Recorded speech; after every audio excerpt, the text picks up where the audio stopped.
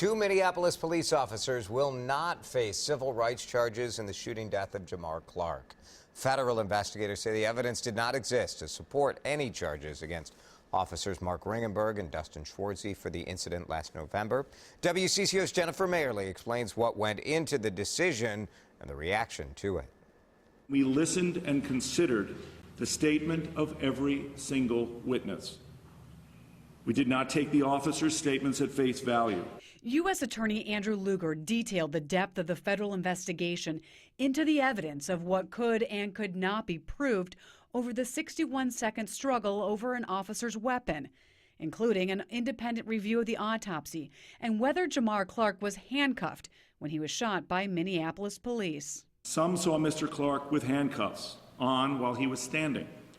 Some saw Mr. Clark with handcuffs in front of him. Others saw the handcuffs behind him. His office came to the same conclusion as the Hennepin County attorney did in late March. There are no winners here, and there's no victory for anyone. A young man has died, and it is a tragedy. Lugar met with Clark's family before announcing the evidence did not support that the officers intended to commit a crime. Some walked out in tears. The U.S. Attorney has the highest standard of proof in our system, which is proof beyond a reasonable doubt. I understand that. Does that make this any easier for us? No.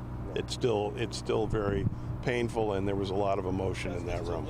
Community activists argued justice was not served. There is a problem with policing in the city of Minneapolis and in the state of Minnesota. We can no longer live in an environment in which officers are allowed to kill with impunity. The head of the Minneapolis Police Union called the months of protests and damage to the 4th Precinct after the shooting disruptive and dangerous. The false narratives created by Black Lives Matter during this process were disproved. And Lieutenant Bob Kroll says Officers Schwartzy and Ringenberg are pleased with the outcome. Literally, they've been put through hell since November, and it was for going to a 911 call and doing your job.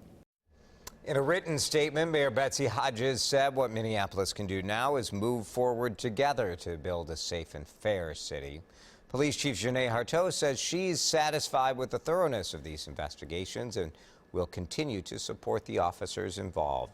As far as what happens next, an attorney says Jamar Clark's family could file a civil lawsuit against the city. Police Department still finishing up an internal investigation, and the Justice Department is reviewing how officers responded to those protests last fall outside the North Minneapolis Police Headquarters. A young woman found in a Wright County park is in critical condition. Deputies were called to Crow Springs County Park in Franklin Township around 8 o'clock yesterday morning. They arrived to find 19-year-old Cheyenne Clough lying on the ground, unresponsive but still alive. She was near the entrance to the park. Deputies are investigating her injuries as a crime, possibly involving foul play. Anyone with information is asked to call the sheriff's office. Maplewood police are investigating the deaths of two people found in a motel room. Officers responded to the Northern Air Motel around 2 in the afternoon yesterday. Staff members found the man and woman in the room after the couple did not respond to knocks on their door. Police say the deaths are considered suspicious, but there were no obvious signs of injuries. Maplewood Police and the state BCA are both investigating. Jury deliberations continue into a second day today in the federal terrorism trial of 3 young Twin Cities men. Abdi Rahman Daoud, Mohammed Farah, and Guled Omar are charged with trying to join ISIS and to commit murders on behalf of the terror group. In court yesterday, prosecutors urged jurors to listen to the secret recordings made by an FBI informant. The FBI paid Abdi Rahman Bashir $119,000 after he began recording conversations with his friends. The defense has argued the recordings are nothing more than hype. If found guilty, the 3 men could be sentenced to life in prison.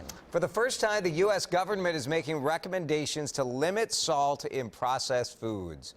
FDA wants the food industry to use less salt in products like deli meats, bread, and canned soups. They say that move could help prevent thousands of deaths every year from heart disease and stroke. And because the majority of sodium that people consume comes from processed and pre-prepared foods, the industry is who the FDA is asking to make changes. Experts say gradually reducing sodium in foods over the coming years gives people's taste buds time to make that adjustment and gives the industry time to update their recipes. Got to tell you, it is nice to hear this because often this health advice is passed on to consumers as if we are supposed to somehow keep track of all the sodium intake. And the reality is there's a responsibility on the food industry, too. Yep, there's a balance there for both.